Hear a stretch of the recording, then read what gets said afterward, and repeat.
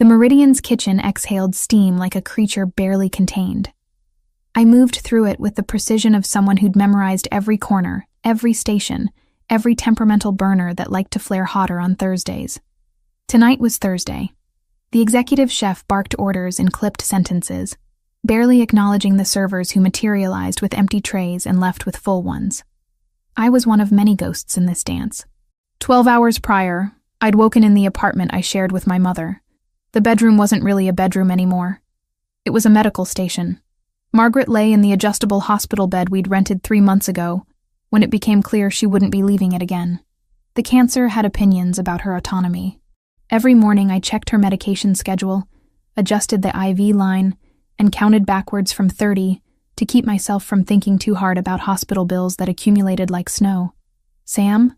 Her voice from this morning had been papery, thin as the prescription bottles lined on the nightstand.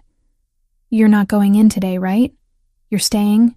I'd knelt beside the bed, smoothing the blanket across her chest. "Double shift," I told her, and I watched disappointment cross her face like a shadow. "But I'll be back by midnight. Mrs. Hernandez will check on you at 7. She'll bring soup." Margaret had closed her eyes, reorganizing her expression into acceptance. She'd learned not to fight my schedule. We both had. The difference was she was dying and I was just exhausted. A distinction that mattered in the morning and disappeared by evening. I spent the afternoon prepping the apartment, fresh water on the nightstand. The morphine measured out in case she needed it before Mrs. Hernandez arrived. Fresh linens, though I'd changed them yesterday. A paperback novel open on the edge of the bed, its pages dog-eared, unfinished like everything else in our lives seemed to be. Margaret dozed while I moved through these rituals, and I didn't wake her. Now, at the Meridian, I pivoted between tables with a tray of wine glasses balanced against my collarbone. The restaurant occupied the top floor of the Bennington building downtown, all floor-to-ceiling windows and tables that cost more than my monthly rent to outfit. The clientele reflected this. Old money, new money, the kind of people who ordered wine by vintage and left nothing on their plates because they'd learned efficiency from birth. They dressed in variations of black and gray, colors that suggested both sophistication and the absence of joy. I didn't blend into this world. I wasn't supposed to. The uniform, black dress pants, white shirt, black apron, was designed to make servers invisible. It worked perfectly. I'd spent 4 hours in this dining room, and not a single customer had made eye contact. They looked through me the way you look through glass. The reservation under the name Rossi came at 8:47 p.m. I was refilling water glasses when the host escorted them to table 12, positioned near the window overlooking the city lights, strung like constellations across the downtown sprawl. 2 of them, a man and a small child. The child was pale, almost translucent in the low light. She wore a dress that cost 3 weeks of my wages, dark purple velvet with a collar that stood up like an accusation. Her hair was the color of expensive bourbon, braided with a ribbon that matched her dress perfectly. She moved like someone was constantly reminding her to move, hesitant, careful, as if the world might fracture if she took up too much space. The man was different in every observable way. He carried the weight of a room the moment he sat down, not because he was loud or demanding. He was neither. He was quiet in a way that made you notice the quiet, the way you notice silence in a place that should be full of sound. His hair was dark, styled back from a forehead that creased when he studied the menu with the focus of someone reading classified information. He wore a charcoal suit that had been tailored to fit his shoulders like an idea, like someone had asked the fabric what it wanted to be and it had answered. Frame this man as something dangerous. When he looked up, the overhead light caught his eyes. Brown, but the kind of brown that held stories you wouldn't want to hear. Below his left eye was a scar, thin as a penstroke, running from cheekbone almost to jaw. It didn't make him ugly. It made him memorable in a way that ugliness couldn't touch. It made him look like someone who'd survived something that should have killed him. The child stared at the menu, then at the window, then at her hands folded in her lap. She didn't move much. Didn't fidget the way most children did. She was composed in the way of children who'd learned young that their feelings were inconveniences. I approached their table, notepad ready. This was the part of my job that required invisibility and presence simultaneously. Be useful but unnoticed, efficient but unforgettable in your efficiency. Good evening. My name is Samantha. Can I start you with something to drink? The man barely glanced at me. His attention remained on the child, assessing something about her posture or breathing. When he finally spoke, his voice was low, the kind of low that made you lean in involuntarily. Water, sparkling. The girl has juice. Orange. His accent was Italian, the kind that lived in the back of the throat and emerged like a decision. I nodded and moved away before he could dismiss me further, which he didn't, but might have. At the bar, I ordered the drinks from Marcus, who gave me the stare he always did when I worked his station. Marcus had opinions about my availability and schedule, none of which I'd asked for. I cut that off fast, returning to table 12 with the waters balanced like I was diffusing something explosive. The child was crying. Not loudly, not dramatically, just tears sliding down her face while her hands remained folded in her lap, as though she'd decided to let her eyes betray her emotions, but nothing else would. Her shoulders didn't shake. Her breathing didn't change. The man didn't respond to it immediately. He sat with his shoulders straight, studying the wine list, letting her cry the way someone lets a storm pass through a room. Not cruel, just distant, like he'd learned that stopping her tears with comfort only taught her to cry harder, and harder was something he couldn't permit. I set the drinks down carefully. Are you ready to order, or do you need another moment? He looked at me then, really looked at me, and I felt it the way you feel a sudden temperature drop. Not unpleasant, just noticeable. Present, real in a way the rest of my evening hadn't been. Give us 5 minutes, he said. The child reached for her juice and took a sip, the tears still moving silently down her cheeks. She was 6, maybe 7, young enough to still believe tears solved things, old enough to know they didn't. She set the glass down with both hands, concentrating on the task like it required her full intelligence. I left them, but I kept track of table 12 the way you keep track of anything that disrupts the pattern. The man ordered the branzino. The child picked at bread and eventually ate half a plate of pasta, pushing the remainder to the edge of her plate in a careful line. He spoke to her occasionally, brief statements that seemed to require no response. Eat. Sit up. Stop staring. Each command delivered flatly, without cruelty, but without warmth either. By the time I brought their check, it was past 11. The kitchen had started its closing procedures. Half the tables sat empty.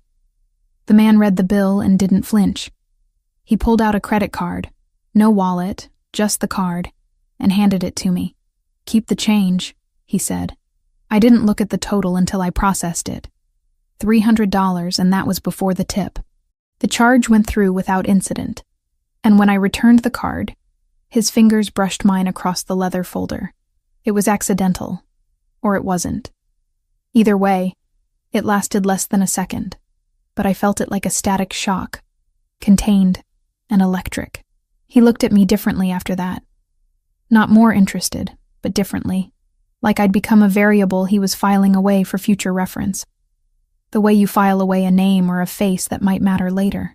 The child watched me with her wet eyes as they stood to leave. She grabbed his hand, and he let her, which seemed to cost him something in terms of posture or breath. They moved toward the elevator together, the child's dress brushing against his leg, and then they were gone, swallowed by the building's mechanics. I finished my shift at 12:15 a.m. The walk to my car took 7 minutes through downtown streets that were beginning to empty. The drive to the apartment in the older neighborhood took another 12. I climbed the stairs quietly, used my key like I was breaking in, and pushed open the bedroom door where Margaret lay in the dark, awake. "How was work?" she asked, her voice careful in the way of people who don't want to demand too much. "Busy. Good tips." I didn't mention the man or the child or the accident of his fingers against mine. Some things lived better in silence. I settled onto the edge of her bed, feeling every hour I'd stood collapse into my legs, like they'd been holding up far more than just my body. Margaret reached out and squeezed my hand, and for a moment we just sat like that, her fingers thin and warm and anchoring me to something true. "I had Mrs. Hernandez give me my evening medication," she said quietly. "It's helping with the pain."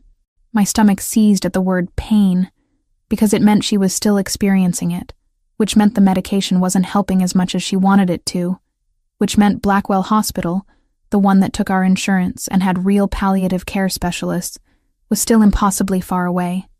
Financially impossible. The kind of impossible that kept me working doubles. "That's good, Mom." She squeezed my hand again and let go, turning her face back toward the window where the streetlight threw her profile into relief. Gray hair spread across the pillow, face that had held me when I was born, held strength when I needed it, held patience now in a way that broke something in my chest every time I looked at it. I stayed until her breathing evened out into sleep. Then I went to shower off the smell of kitchen grease and wine, off the invisible weight of being unseen. The hot water ran out before I finished, so I ended with cold that shocked my system awake, and I stood there shivering, thinking about nothing because thinking hurt worse than the cold. By 1:45 a.m., I was back in my own bed, staring at the ceiling, and thinking about bills and cancer and the way a man's fingers had felt against mine for less than a second. I thought about the child's tears and her composure and the scar on his face. I thought about how some people moved through the world like it had to accommodate them, like there was never any question they belonged. By 2:10 a.m., I was asleep, and the man at table 12 lived in the back of my mind like something I couldn't quite remember but refused to forget. The next evening arrived like an obligation I couldn't refuse. I showed up at the Meridian at 5 p.m., 20 minutes before service, and clocked in with the mechanical numbness of someone who'd performed this ritual 1,000 times. Margaret had been sleeping when I left the apartment, her breathing shallow but steady. Mrs. Hernandez was arriving at 6 to sit with her, which meant I could work without the constant pressure of wondering if she needed me in that moment. This was progress we'd learned to celebrate quietly, in the spaces between worry. The kitchen was already in motion when I tied my apron. The executive chef called out prep assignments with the staccato precision of someone who'd been giving orders for 20 years. Plates came and went. By 7 o'clock, the first wave of diners began arriving, couples holding hands across tables they'd reserved weeks in advance, small business groups talking about quarterly reports and fiscal projections, people with reservations and reasons to be somewhere specific. I moved through it all with the efficiency of practice, delivering wine to those who'd memorized their preferences, water to those who didn't care, recommendations about the specials that rotated based on what the supplier had delivered that morning. It was just past 8 when I noticed them again. The reservation appeared in the system like a name written on a contract I hadn't signed. Same name, Rossi. I was tying the knot in a fresh round of napkins when the host brought them to a different table this time, near the kitchen, away from the windows. The child wore emerald green tonight, a dress that made her pale skin look even more translucent. Her hair was loose, falling down her back in waves that suggested someone had spent time with a brush that morning, caring about details. She kept reaching up to tuck it behind her ear compulsively, as though the weight of it was too much to bear. Franco looked less contained than he had the previous night. His suit was navy, the kind of expensive that only expensive people recognized because they'd been taught to recognize it. But there was something tighter about his jaw. Something in the way he sat that suggested irritation had accumulated throughout his day like debt. His hands rested on the table with the kind of stillness that suggested control, effort, discipline. When he looked at the menu, he looked at it the way a general studies terrain before battle. I kept my distance initially, letting another server handle the initial greeting. But when I swung past their table with a tray of appetizers for nearby diners, I heard him order without consulting the child. His voice was low, the kind of low that made other conversations seem loud by comparison. "She'll have the pasta," he said. "Simple, butter and salt only."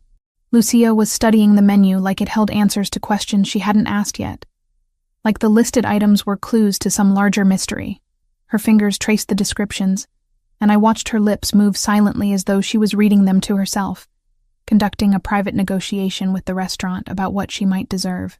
The evening moved along normally until around 9 o'clock. I was delivering their entrees when a manager named Richard appeared beside the table like an infection finding a wound. Richard was the type of manager who wielded his authority like a weapon he got paid to use, someone for whom the hierarchy of the restaurant was the only structure that made him feel substantial. His tie was too tight, his shirt pressed with the severity of someone trying to prove something. "Your daughter seems to be making quite a bit of noise," he said to Franco, gesturing vaguely toward Lucia, as though she was an inanimate object causing malfunction. "We have other guests." Lucia wasn't loud. She'd been sitting quietly for nearly 30 minutes, pushing pasta around her plate with the mechanical precision of someone performing the act of eating rather than actually consuming. She'd taken occasional sips of water, setting the glass down with both hands like it required concentration. She hadn't spoken above a whisper. She was 6 years old and had done nothing wrong, nothing at all. I felt something shift in the room. Not visibly. Nothing you could photograph or measure with instruments. Just a pressure change, like when a storm is building and the air becomes heavier before the rain comes, and you can feel it in your teeth. Franco set his fork down with deliberate precision. He didn't raise his voice. If anything, his voice became quieter, which was worse, which was the kind of quiet that made the entire restaurant seem to hold its breath. "My daughter is not loud," he said. Each word landed separately, like stones dropped into still water. "Your service is subpar. Your wine list is pedestrian. Your kitchen has been inconsistent with the Brenzino for the past 6 months, but I have not complained." He paused, letting each word settle. "I will not be spoken to about my child. Not by you. Not by anyone in this restaurant. Not ever." Richard's face went red, a particular shade of red that suggested blood pressure rising, humiliation blooming. The realization that he'd made an error in judgment that was going to cost him. He opened his mouth to respond, but something in Franco's expression stopped him. Not a threat exactly, but the suggestion that threats were a language he spoke fluently. Richard walked away without another word, his shoes squeaking against the floor in a way that seemed loud now, seemed accusatory. The table fell into silence. Lucia set down her fork carefully, the way you set down something precious that might break. Her eyes had filled with tears, but she wasn't crying yet, just preparing to, the way animals prepare before they run, gathering themselves for what was coming. I made a decision that was probably not mine to make. I approached the table with the intention of clearing plates, moving through the mechanics of my job like a person performing normalcy. But instead, I knelt down beside Lucia's chair, so my face was level with hers. The restaurant continued around us, voices and silverware and the hum of people eating. But right then it felt like just the 3 of us existed. That was very brave, I told her quietly. My voice was the kind of quiet you use for children, the kind that doesn't demand anything. The way you sat so still while your dad was talking. That takes real strength. Lucia looked at me with surprise, as though no one had ever given her credit for sitting quietly before, as though her ability to be still had never been recognized as anything but obedience. Her tears didn't fall, but they gathered on her lower lashes. "I'm scared," she whispered. I glanced at Franco. He was watching us with an expression I couldn't read, like his face was a locked door and I didn't have the key. His eyes had gone still, which was somehow more intense than any movement could have been. "Of what?" I asked Lucia. "That he'll be mad at me." Her voice was smaller than it should have been for a child of her size, like she'd learned to compress herself, to take up less space. "That I did something wrong. He's not mad at you," I said. The certainty in my voice surprised me. "He was standing up for you. That means he loves you." Lucia considered this with the seriousness of a philosopher, turning the concept over in her mind like a stone she was examining for cracks. Her small fingers twisted together in her lap. Then she asked the question that would change everything, the one that emerged from her small mouth like she'd been holding it back for years, like it had been growing inside her and finally reached critical mass. "Are you my mommy?" The world stopped. Conversations continued around us, but I couldn't hear them. The kitchen continued operating, but I couldn't see it. Could only feel Franco's attention crash into me like a wave, like an acknowledgement of something that had just become real. I didn't say no. I didn't say yes. I said, "I'm someone who thinks you're very brave. Someone who thinks your dad did the right thing tonight, and someone who's glad you're here." It wasn't the answer she asked for, but it was the answer she needed. She reached out and took my hand, her small fingers cold from gripping her water glass. Her skin was soft in a way that made my throat tight, in a way that made me think about all the ways the world could hurt something this fragile. "What's your name?" she asked. Samantha. I'm Lucia. She said it like introduction was protocol she'd been taught to follow, like this was information I was supposed to have, and she was providing it with formal precision. This is my papa. He doesn't usually take me places. I stood, aware that I'd probably crossed a professional line I shouldn't have crossed, aware that I'd knelt down beside a child who wasn't mine and offered her something that looked like comfort. Franco was still watching me. His expression had shifted into something I couldn't parse. Not quite approval, but something that acknowledged what had just happened, that registered it as significant. Your daughter is lovely, I said to him, which was professional enough, which was the kind of statement a server was allowed to make. Can I bring you anything else? No. He paused. The pause stretched. Yes. Actually.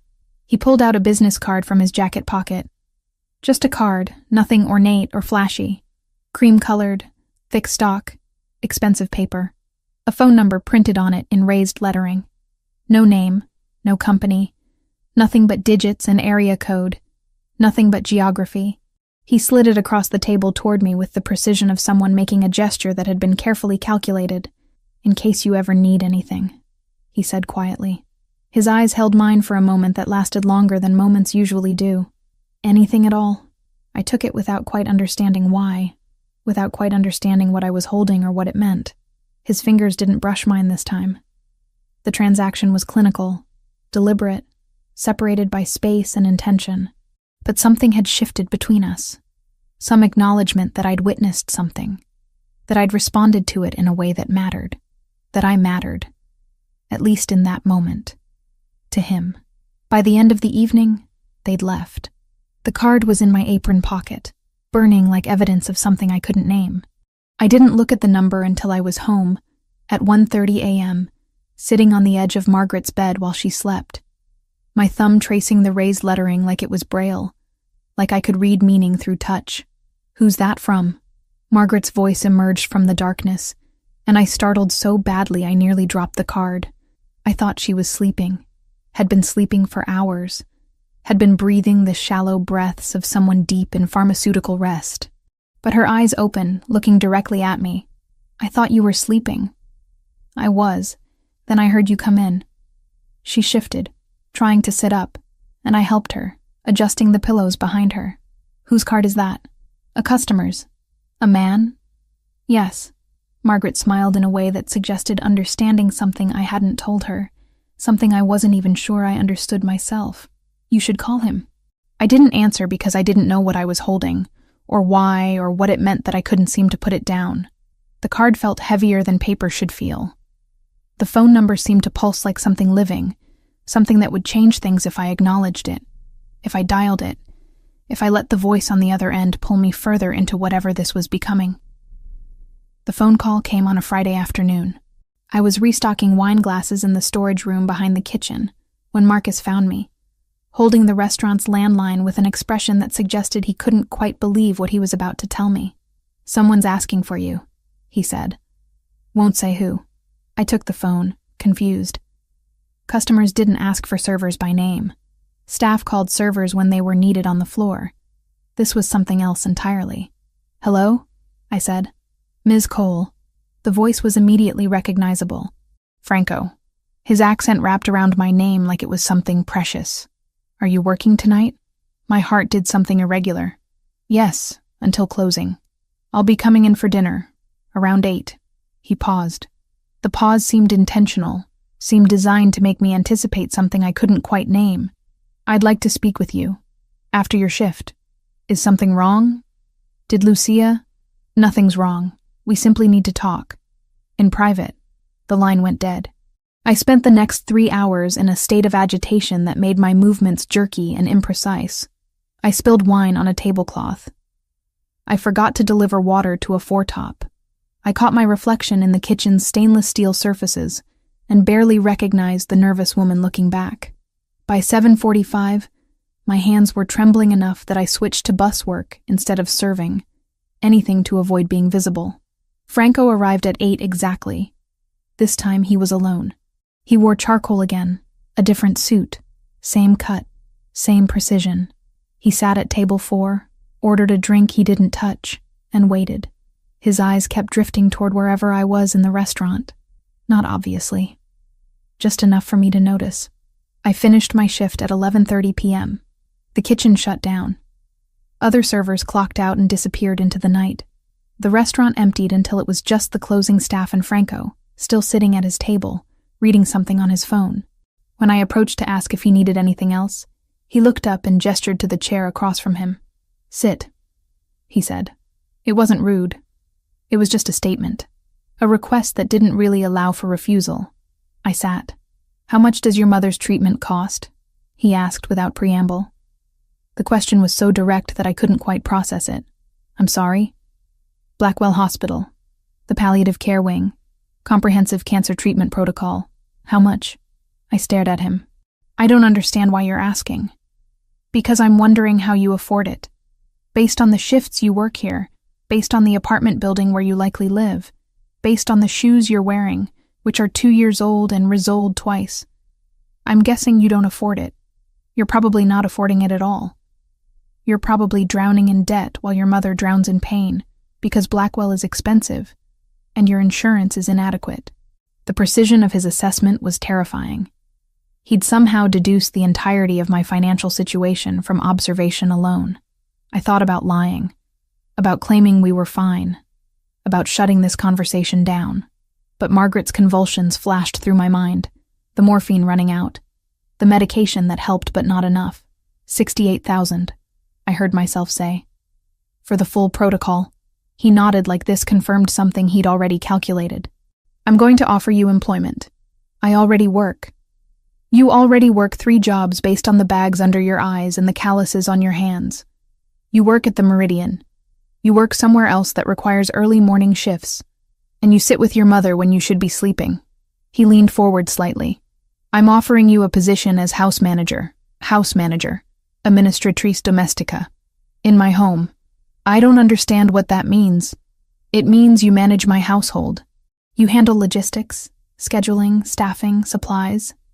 You handle my daughter's care during the hours I'm otherwise occupied. It's vague because the role is flexible. It's whatever needs to be done. I can't. The salary is $8,000 per month." He waited for that to land. "Additionally, your mother receives immediate transfer to Blackwell Hospital. All costs covered. Full treatment protocol. Complete palliative care through whatever recovery or end-stage care she requires. Complete." The number was so large that it didn't feel real. $8,000. Every month. Margaret's treatment covered. Complete. "Why?" I asked.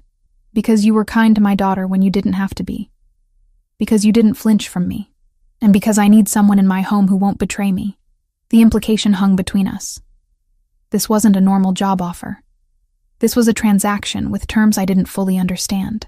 A man like him, and I was beginning to understand that he was a particular kind of man, a dangerous kind, didn't offer this much money without expecting something significant in return. "What's the catch?" I asked. "Discretion. Complete discretion about my life, my home, my family, privacy about everything you see and hear. In exchange, you have security. Your mother has medical care. You have a salary that makes your life bearable instead of destroying you." He looked at me directly. "I keep my people safe. As long as you're mine, nothing touches you." The phrase, "as long as you're mine," should have terrified me. Instead, it triggered something like relief. The idea that I could stop fighting alone. That someone with resources could take the weight I'd been carrying. "How long?" I asked. "However long is necessary. And if I say no, then we forget this conversation. I'll stop coming to the Meridian. I'll find another restaurant. You go back to your mother dying slowly while you work yourself into an early grave trying to keep her alive." It wasn't a threat exactly. It was just the truth stated plainly. The alternative to his offer was exactly what I was already doing, just slower. When would I start? Monday. I didn't say yes. I said, "I'll think about it." He wrote down an address on the back of a receipt. "If you decide to accept, be here Monday at 2 p.m. Bring whatever you need to live. Bring your mother's medical records. Bring yourself. Everything else becomes my responsibility." He stood and left a credit card on the table without looking at the bill. I sat there alone in the closing restaurant, holding a receipt with an address and an offer that would change everything. The weekend passed like a hallucination.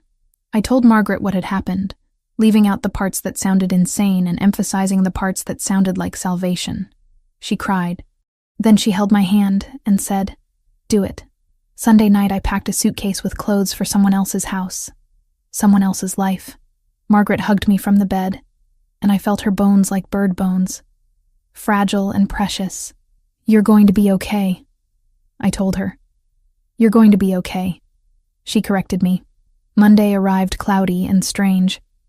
I drove toward the address Franco had given me, away from downtown toward the older estates where rich people lived quietly behind walls.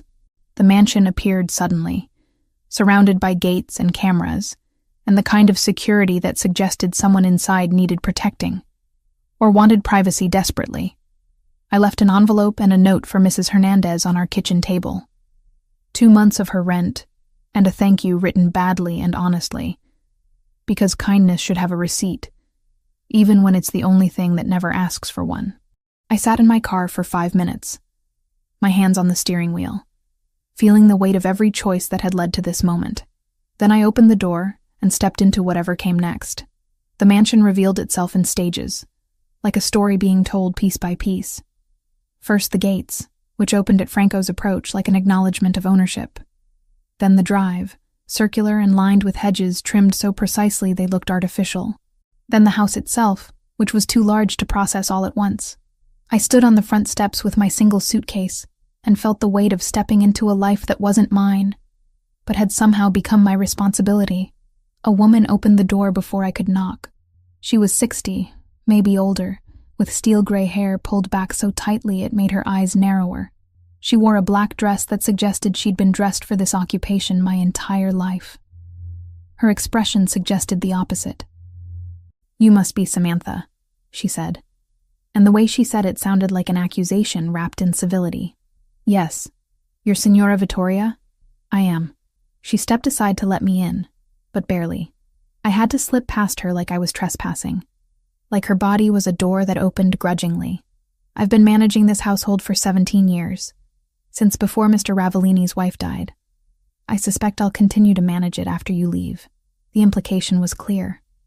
I wasn't permanent. I was temporary. I was an experiment that would inevitably fail. The entryway was all marble and high ceilings, the kind of space designed to make you feel small and unworthy. Paintings hung on the walls. Not modern art, but classical pieces. Landscapes and portraits of people who looked like they'd been dead for centuries, staring down at me with the judgment of ancestors. Everything was immaculate in a way that suggested no one actually lived here, that this was a museum someone occasionally passed through to demonstrate their wealth. "Let me show you to your room," Vittoria said, and began walking without waiting to see if I followed. Her heels clicked against the marble in a rhythm that sounded like judgment. The stairs were wide and lined with dark wood railings, polished to a shine that reflected the light like water. My suitcase felt heavier with each step, as though the climb itself was testing my right to be here. We moved through corridors that all looked identical, past closed doors and windows that faced onto gardens I couldn't quite see clearly. When Vittoria finally stopped, she opened a door onto a room that was smaller than I expected, but still larger than my entire apartment. "This is the staff wing," she said, not bothering to hide her categorization of me. The room contained a twin bed with white linens, a small dresser, a window that overlooked the side gardens. "You'll take your meals in the kitchen unless Mr. Ravellini requests otherwise. You'll maintain your own quarters. You'll have Thursdays off, though I can't imagine where you'd go or what you'd do with your time." She waited for a response I didn't have, her fingers gripping the door frame like she was considering whether to close me in. "Lucia's room is through here." She opened a connecting door into a child's bedroom that looked like it belonged in a magazine designed for people with unlimited resources. Everything was white and cream, with toys arranged on shelves as though they'd been curated by someone with actual aesthetic training and nothing but time. A small bed with a lace canopy that looked like clouds, a dresser with a mirror surrounded by lights like an actress's vanity, photographs on the wall, one of a woman with Lucia's hair and Franco's eyes, a portrait of happiness from another era, from a time before everything changed. "That was her mother," Vittoria said without being asked, her voice carrying the weight of someone who'd been protecting a memorial. Teresa. She decorated this room herself when she was pregnant. It's not to be altered. Nothing here is to be altered. I understood what she wasn't saying. I was here to care for Lucia, but Lucia belonged to Teresa's memory. I was a temporary replacement for something irreplaceable. I was furniture, essentially. Necessary but not permanent. By that evening, everything was arranged. Margaret had been admitted to Blackwell Hospital's private palliative care wing. Franco had apparently called ahead, had made arrangements that required no effort on my part. When I called the hospital from the mansion's kitchen telephone, they told me she was comfortable, that she'd been given new medications, that her pain was being managed better than it had been in months. I nearly cried hearing that. The relief was so intense it felt like weakness. Lucia arrived home from school at 3 p.m. the next day. I heard her before I saw her. A small voice calling out in the way children do when they're testing whether anyone's listening, whether the world is paying attention to their arrival. Vittoria had instructed me to present myself in the kitchen during the child's transition time, that Lucia would become accustomed to my presence naturally, as though I was a medication she'd eventually adjust to. The girl stopped when she saw me. Her school uniform was impeccable, tiny blazer and pleated skirt, leather shoes polished to a shine. Her hair was braided differently than before, more tightly, by someone who knew the structure of her head intimately. She looked smaller here in her own home than she had at the restaurant, more fragile. "Are you staying?" she asked. Not hostile, just assessing.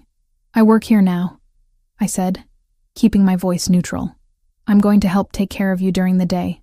She studied me like I was a test she was taking, like my answer would determine something crucial.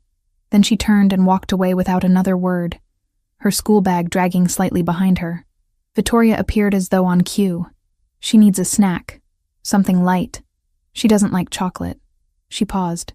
She doesn't like many things. The first 3 days were a study in rejection that hurt more than I expected it to. Lucia avoided me actively, deliberately, with the precision of someone who'd been rejected enough to know how to distribute the pain. When I offered her a snack, she said she wasn't hungry, and I watched her go hungry for the next 2 hours before she raided the refrigerator herself. When I tried to help her with homework, she said she could do it herself, and she sat at the kitchen table for 40 minutes, struggling with a math problem she'd solved in 5 minutes once I left the room. When I attempted to draw her into conversation, she answered only with yes or no, her voice small and focused somewhere past me, somewhere into the middle distance. I didn't push. Vittoria had warned me about this in her own hostile way, had made it sound like a character flaw rather than a trauma response. She tests people. She lost her mother 3 years ago. She doesn't trust easily. Some children never recover from that kind of loss. What Vittoria didn't mention was how much it hurt to be rejected by a child who had every reason to reject me, who was right to protect herself.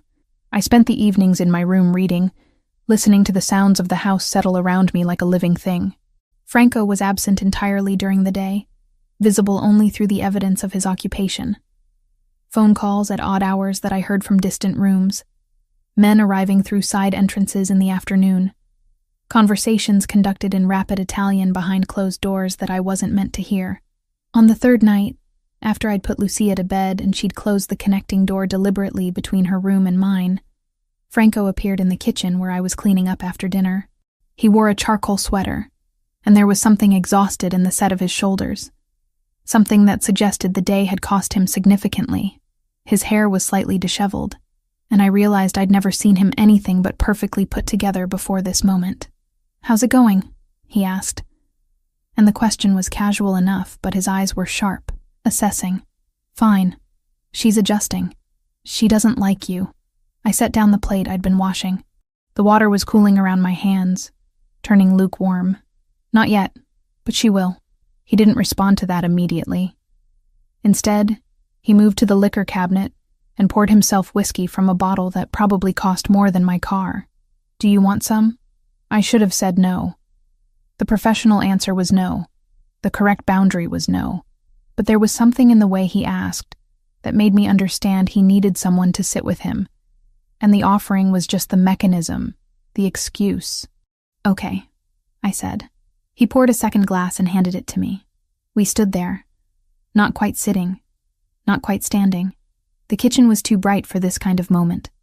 Fluorescent lights making everything clinical. But he didn't turn them off. "Her mother used to be here," he said eventually.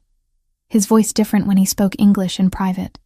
Less accented, more vulnerable. In this kitchen, she'd cook things. Even though we had staff. Even though it didn't make sense. She said cooking was how she thought. How she worked through problems. He paused, and I could see him choosing his words carefully. She died on the highway. 3 years ago, next month. A drunk driver hit her at an intersection. She was 41 years old. She had so much left to do. I didn't know what to say to that. So I said nothing. Silence seemed like the right response. Lucia was 3. She barely remembers her. She has photographs and stories and a room that can't change. But she barely remembers the actual woman. He looked at the whiskey. She's tests everyone because she's looking for her mother in each person. When she doesn't find her, when she realizes that no one is going to be Teresa, she retreats. She'll find what she needs, I said quietly. Not her mother. Something else. But something. He nodded like he believed it or wanted to. We finished the whiskey in silence. And when he left through the kitchen door, something had shifted. I was no longer temporary in his mind. I was possibility. That night, around midnight, I woke to the sound of breathing that wasn't my own. Lucia was standing beside the bed like a ghost. Like she'd materialized from nowhere. In the darkness, I could barely see her. Just the outline of her small body in her pajamas. "Can I sleep here?" she asked. And her voice was so small, it barely registered as sound. I moved to the wall without answering and held open the blanket. She climbed in, small and warm and tentative. Her body rigid at first, like she was testing whether I would reject her the way she'd rejected me. Within minutes, she relaxed, her breathing evening out into sleep. I lay there thinking about mothers and replacements, and all the ways love bends to fit the shapes of our need, the way we search for what we've lost in the faces of strangers, hoping they might contain some fragment of what we're missing. 3 weeks passed in a way that made time feel unreal. I stopped counting days by calendar and started counting them by Lucia's changes, the small shifts in how she moved through the mansion, how her hand reached for mine without asking permission first. The first marked shift came on day 5. Lucia had scraped her knee falling on the stone tiles near the garden entrance. She came to me crying. Not the silent tears of before, but actual sobs, her small body shaking with the weight of a scraped knee that had broken something in her resolve. I cleaned the wound carefully, applied antiseptic, covered it with a bandage she'd chosen herself from a box Vittoria kept in the kitchen. When it was done, she'd climbed onto my lap and stayed there for an hour, her breathing gradually slowing into something closer to peace. Vittoria had watched from the kitchen doorway. When our eyes met, something shifted in her expression. Not acceptance exactly, but acknowledgement that perhaps I wasn't entirely useless. Margaret was improving at Blackwell. When I visited her on my day off, she looked more present than she had in months. The pain medication was working better. The specialized palliative care team had adjusted her treatment protocol. She'd gained back some of the weight she'd lost, and though her hair remained thin from the cancer's progression, her eyes held something like hope again. "Tell me about the house," she'd asked during one visit, sitting up in her private hospital room that Franco had somehow arranged to be positioned with a view of gardens. "It's beautiful," I'd said. "Old money beautiful. Everything is exactly where it should be. And the girl? She's starting to trust me." Margaret had smiled, and it was the smile of someone who understood more than I'd told her. "You're going to be okay. Both of you." By the end of the second week, Lucia had begun seeking me out. She'd find me in the morning and take my hand without speaking. We'd walk through the mansion together, and she'd show me things. A painting of a woman who looked like her mother, a piano in a room no one used, a garden where her mother used to sit. Each item was a piece of her history she was deciding to share with me. Each gesture, a small trust. "My mama used to sing," Lucia said one afternoon as we sat in the garden room, the one with the piano that no one played. "What did she sing?" I asked. "Lullabies. I remember one. She hummed a melody, something Italian and soft. And I realized she was trying to resurrect a memory from when she was 3 years old. trying to keep her mother alive through fragments. "Can you teach it to me?" I asked. She did. We sat there while she taught me a lullaby in Italian that I barely pronounced correctly. But she didn't correct me. She just watched me try, and something in her face relaxed. By week 3, she was calling me Mommy in her sleep. I'd wake to hear her say it softly, testing the word in dreams where she felt safe enough to want a mother. She never used it while awake, never made it official. But I heard it, and I understood what it meant. Signora Vittoria began leaving extra portions at dinner. She started greeting me with something approaching civility. When I asked for household supplies, she brought them without the suspicious expression she'd worn before. One afternoon, she actually smiled at something Lucia said, and her smile included me too. Franco's schedule began to shift. He was home more frequently in the afternoons, present during the hours when Lucia was awake and we were moving through our routines. I'd see him watching from doorways as I helped Lucia with her homework, as I braided her hair, as I corrected her posture at the dinner table without making her feel ashamed. His expression during these moments was complicated, something between observation and yearning. One evening, after Lucia had gone to sleep, I found him in the kitchen again. He was making the space feel smaller just by being in it. "You're good with her," he said. "She's easy to love." "No, she's not." He moved closer. "She's been difficult. She's been broken. She's tested every person who's tried to get close to her." He paused. "Until you. She just needed time. She needed someone who understood loss." He looked at me directly. "You've lost things too." I didn't answer because the answer was too personal. "Teresa was everything to me," he continued. And this was the first time he'd said her name like that. Like it mattered that I heard it. She was the one good thing in my life. She made me believe I could be more than what I am. He paused. "When she died, I thought that was the end of everything. I thought Lucia would never recover. I thought I would never recover." I waited. "But you're here." He said it like it was a surprise. Like my presence in this house had shifted something fundamental. "And Lucia is coming back to life, and I'm starting to remember what it felt like to want things beyond just survival." I stood up because I needed to move, because the weight of what he was saying was too much to process while sitting still. "I promised myself I wouldn't do this again," he said. "Wouldn't let anyone close. Wouldn't risk losing someone else." "You're not going to lose Lucia." "I'm not talking about Lucia." He looked at me, and his eyes held something that made my breath catch. "I'm talking about you." The moment stretched between us, unresolved, alive with possibility. "I should check on her," I said quietly. He nodded, and I could see him gathering himself back together, pulling the walls back into place. "Yes, you should." But something had changed. The evening had shifted something fundamental about what existed between us. By the next morning, I could feel it in the way he looked at me, in the way he didn't quite look away as quickly, in the way Lucia noticed something had changed too, and held my hand a little tighter. Vittoria watched all of this with an expression that had transformed completely. Where there had been hostility, there was now something like understanding. She knew what was happening before anyone acknowledged it. She knew what Franco felt, what he was trying not to feel, what was becoming inevitable. One afternoon she pulled me aside while Lucia was at school. "He loved her very much," Vittoria said. "His wife. I watched him mourn her for 3 years. I know. I think," Vittoria continued, "that maybe his mourning is beginning to transform into something else. And maybe that's not a betrayal of what he had. Maybe that's healing." By the end of week 3, I'd stopped pretending this was a simple employment arrangement. I'd stopped telling myself it was just about Margaret's medical care, just about Lucia needing someone, just about the money. Something deeper had taken root, something that grew every time Franco looked at me, every time Lucia called me by a name that meant mother, every time Vittoria smiled instead of criticized. The calendar on the kitchen wall marked the days, but what mattered wasn't the passage of time anymore. What mattered was that I'd become essential to this household in ways I hadn't anticipated. I'd become woven into their lives in a way that made leaving impossible. 4 weeks into my residence, the mansion changed. Not visibly at first, just a shift in the air. A tenseness that crept through the corridors like something breathing. The first sign was the security detail.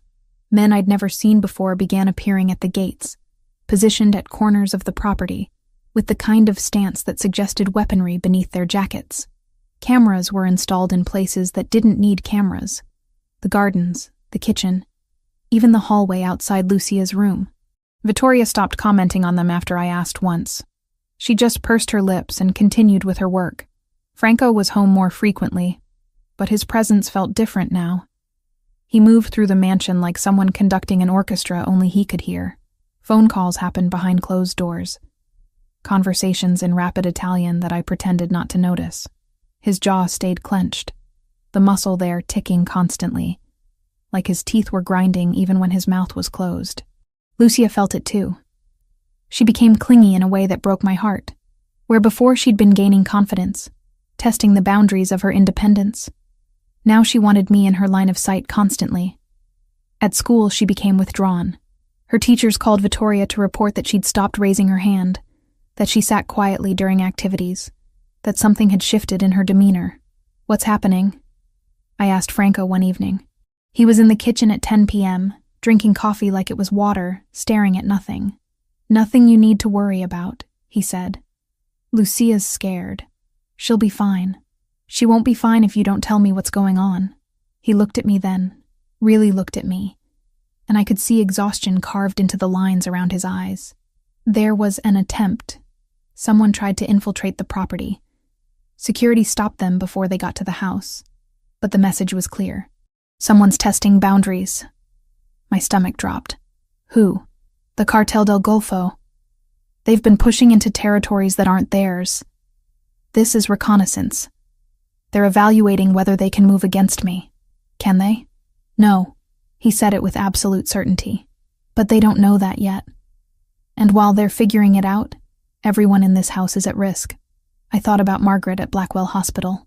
I thought about Lucia upstairs in her room, probably not sleeping, probably listening to the sounds of security movements through the house. I thought about what staying meant versus what leaving meant. "I'm not going anywhere," I said. He didn't ask me to stay. He didn't thank me. He just nodded like he'd known all along that I wouldn't leave, and that knowledge seemed to settle something in him. The next morning, Lucia woke me at 5 a.m. She wasn't crying, but her eyes were puffy, like she'd been crying for hours in the dark. She climbed into my bed and didn't speak for a long time. We just lay there, her small body against mine, both of us listening to the sounds of the house waking up, the extra footsteps of security, the tension that had become part of the air we breathed. "Is Papa bad?" she asked eventually. "No, sweetheart. Your Papa is good. He protects people he loves." "Is he going to die?" The question was so direct, so devastating in its simplicity, that I had to take a moment to respond. "No, he's not going to die. My mama died." "I know, but your Papa is very careful, and he has people protecting him, and he has you. He has us." She was quiet for a long time after that. Over the next 3 weeks, the security presence became normalized. It was still visible, still present, but it became part of the landscape of the house, the way furniture becomes invisible through familiarity. What changed was Franco's behavior. He began spending more time with Lucia, carving out moments between whatever operational security measures he was orchestrating. They'd have breakfast together. He'd help her with homework. He'd sit with her before bed, telling her stories about her mother in a voice that suggested grief transforming into something else. Not forgetting, but integrating. I watched him do this, and I realized that what we were building here wasn't just employment and convenience. It was something deeper. It was the beginning of family, the kind you choose rather than inherit. Margaret called from the hospital one afternoon.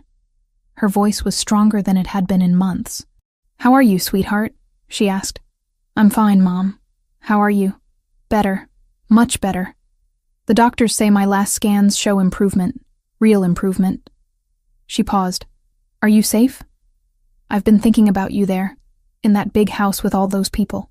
I'm safe. We're safe. And the girl? She's good. She's healing." Margaret was quiet for a moment. "You love her?" "Yes." "And him?" I didn't answer immediately. "It's complicated. Love usually is," Margaret said softly. "But you deserve it, Sam." You deserve to have people in your life who matter. You deserve not to carry everything alone. After I hung up, I went to find Franco. He was in his study, the room I'd learned to recognize as his sanctuary. Maps on the walls, files on his desk, the accumulated evidence of a life lived in the criminal underworld that he never tried to hide from me. "My mother's improving," I said from the doorway. He looked up. "That's good. It's because of what you did. Getting her into Blackwell. The treatment. The specialists." I stepped inside and closed the door. "I want you to know that I see it, that I understand what you've given us. You don't owe me anything. I know, but I'm choosing to stay anyway. Not because of the money or the security or because I don't have another option. Because of Lucia. Because of—" I stopped, unable to find the words. "Because of me?" he asked quietly. "Yes." He stood and moved toward me, and the distance between us felt like it had weight, like it was something that needed to be crossed deliberately. When he reached me, his hand came up, his fingers brushing my cheek with the kind of gentleness that seemed impossible coming from someone who moved through the world with so much violence implied. "I promised myself I wouldn't let this happen again," he said. "After Teresa, I told myself love was too dangerous, too costly. Maybe it is," I said. "But we're doing it anyway." He kissed me then, and it was everything I'd been afraid of and hoping for simultaneously. It tasted like promise and risk, and the acknowledgement that we'd crossed a line we couldn't uncross. When we pulled apart, Lucia was standing in the doorway. "Are you my mommy now?" she asked, and this time her voice wasn't tentative. It was a statement, a claim, something she'd decided and was announcing to the world. I looked at Franco. He looked at me. Then I knelt down in front of Lucia and said, "Yes, I am." She hugged me so hard it felt like she was trying to make sure I couldn't leave, couldn't disappear the way her other mother had. And I held her, and I understood that whether I'd meant to or not, whether I'd planned for it or it had simply happened, I'd become the thing she needed most. Family. The call came at 3 a.m. Franco's phone rang, and I heard him answer in rapid Italian, his voice shifting into something harder than I'd ever heard. The words were clipped, urgent, each one carrying weight I could feel even without understanding the language. I lay in the dark, listening to the tension in his words, trying to decipher meaning from tone alone. The conversation lasted maybe 3 minutes, but those 3 minutes felt like hours. When he hung up, the silence that followed felt dangerous in a way I'd never experienced before. It wasn't peaceful silence. It was the silence of a decision being made, of violence being set in motion, of a world reshaping itself around choices that couldn't be unmade. He came to my room without knocking. I was already awake, had been awake since the phone rang, my body attuned to the sound of his voice and what it meant. He stood in the doorway, silhouetted by the hallway light, and something in his posture told me everything I needed to know before he spoke. "We're moving," he said. "Tonight." "What happened?" "Intelligence confirms what I suspected. Cartel del Golfo is planning a retrieval operation, direct assault on the property. They're coming for Lucia." My body went cold, every nerve ending suddenly aware of danger. "When?" "Dawn. Maybe sooner. Maybe they're already moving." He moved closer, his expression focused. "Operational. I have a safe location prepared. Bunker, reinforced, off the property. You and Lucia go there now. Vittoria will drive you. She knows the route. What about you? I have something to handle first." "Franco, this ends tonight," he said, and the finality in his voice made clear that arguing would be pointless. He'd already made the decision, had already committed to a path I couldn't see but could feel the consequences of.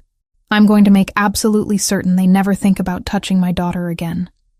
I'm going to show them the cost of trying." He moved through the mansion like he was conducting a symphony only he could hear. Phone calls happened in rapid succession, each one a piece of an operation I couldn't fully comprehend. Men arrived through side entrances, coming from vehicles I heard arrive but didn't see. Conversations happened in rapid Italian that were too low for me to hear clearly, but I caught fragments. Names, accusations, betrayals uncovered, loyalty questioned. I learned later what he'd done. He'd had an insider within his own organization all along, Someone who reported directly to him about vulnerabilities, about which men were being approached by rival organizations, about financial pressures that made loyalty negotiable. When the cartel moved against him, Franco used that intelligence not to eliminate the traitors immediately, but to expose them to his own people first. He showed evidence of their betrayal. He revealed how much money they'd accepted, which promises they'd made, how comprehensively they'd prepared to betray the man who'd given them everything. The internal structure collapsed before the external threat could even materialize. Men turned against their compromised brothers. Loyalty reasserted itself through the violence of removing those who'd violated it. By the time dawn broke, the cartel's operation was already compromised at its foundation. Half their contacts within Franco's organization were gone. Their intelligence was useless. Their leverage had evaporated like morning fog. But Franco had moved us first anyway, just in case, because protection meant not taking any chances. Vittoria came to my room at 3:30 in the morning. She moved through the darkness like someone who'd done this before, who'd been prepared for this scenario for years. "Get dressed. Bring only what you can carry," she said. Her voice was different now, almost gentle in a way I'd never heard. "We leave in 5 minutes." I woke Lucia carefully, trying not to frighten her. She was groggy, confused, asking where we were going. I dressed her in warm clothes, packed her favorite book, and a stuffed animal she'd owned since before her mother died. I threw clothes into a bag for myself, then followed Vittoria through corridors that suddenly felt hostile, like the walls themselves were conspiring against us. Franco was in the entryway. He kissed Lucia on the top of her head, and I saw his hands tremble slightly as he held her. It was the first sign of weakness I'd witnessed from him, and it terrified me more than anything else. "Stay with Samantha," he told her.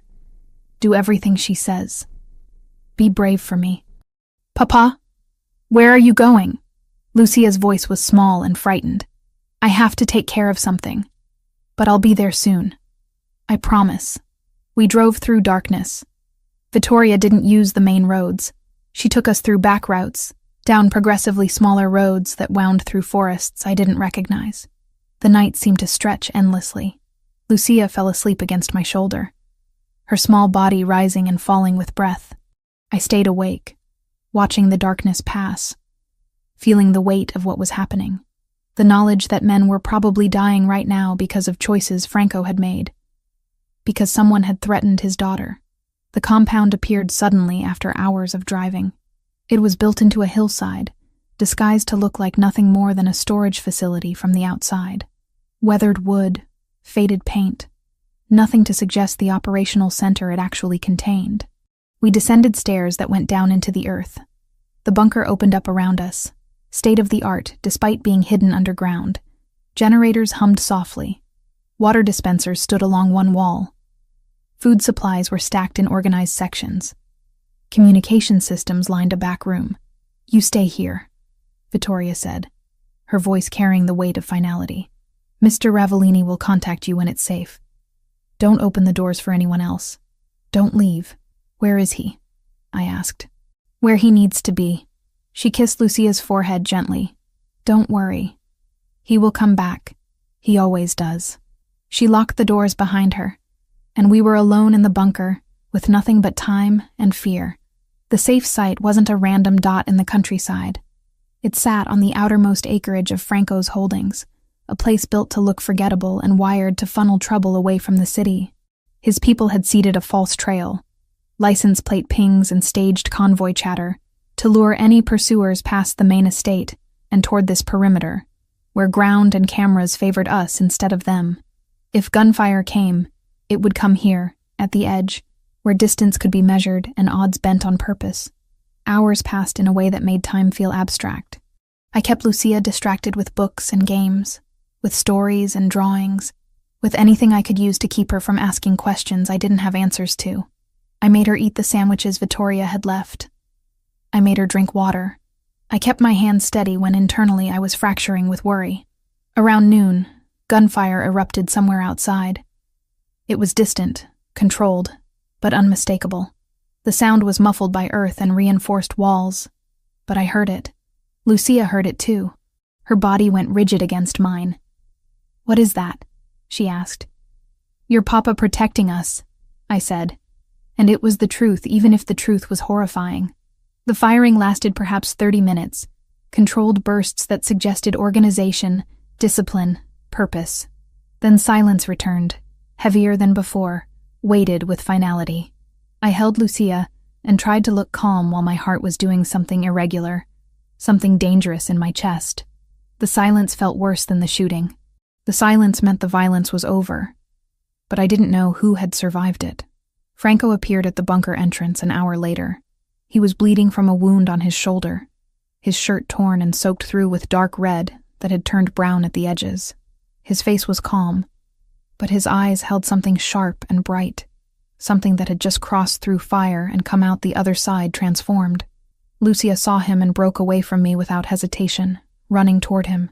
He swept her up carefully, keeping his injured side away from her, and held her like she was the only real thing in the world, the only point of reference worth keeping.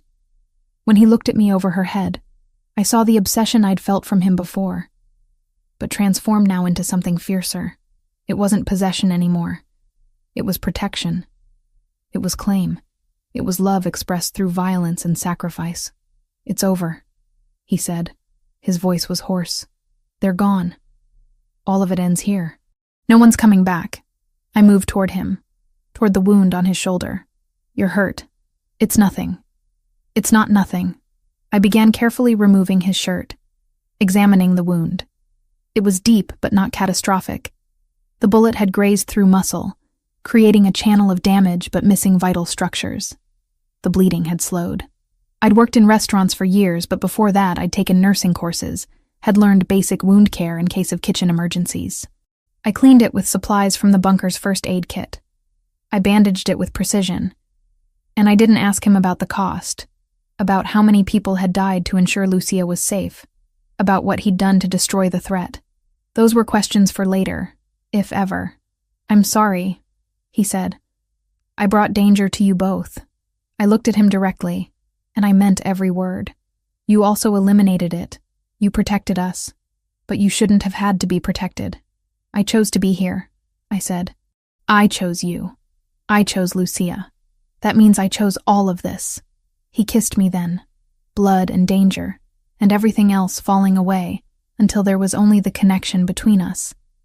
The acknowledgement that we'd survived something and come out the other side still bound together, still intact. Lucia fell asleep between us that night in the bunker, her small body rising and falling with breath, her face peaceful in a way it hadn't been in weeks. Franco's arm stayed around both of us, his injured shoulder propped carefully on pillows he'd arranged around himself. The three of us existed in the artificial light of the bunker, like we were the last people on Earth. 3 days, he said quietly, his voice rough from the violence he'd orchestrated. "In 3 days it's safe to return to the mansion. The authorities have been handled through channels I've spent years establishing." He wasn't boasting. He was outlining a containment protocol. Paperwork waited where it needed to wait, and the people who needed to see it would see it. Just enough, just in time, leaving no one with reason to act theatrically when a quiet signature would do. "The cartel is fractured beyond repair. My people understand there are consequences for betrayal."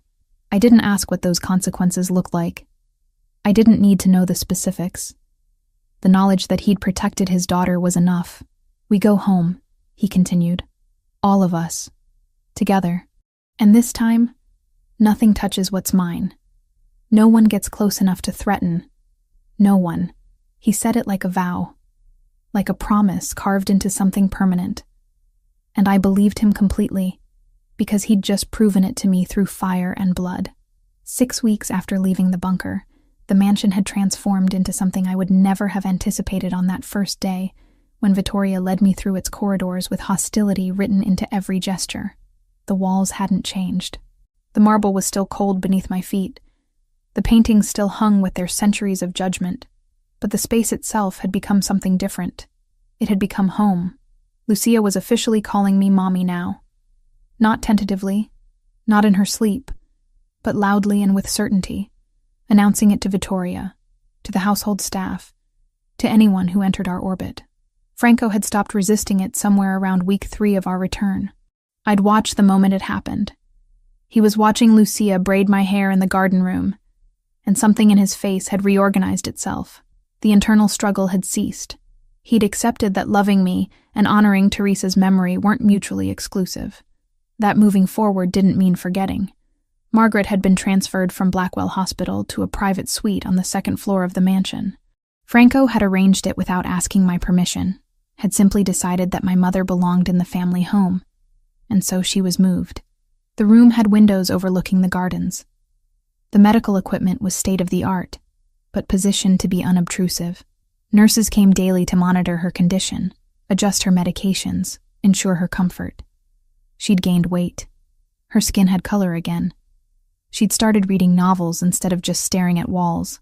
"This is surreal," she'd said to me one afternoon, sitting in an armchair by the window with tea cooling on the side table.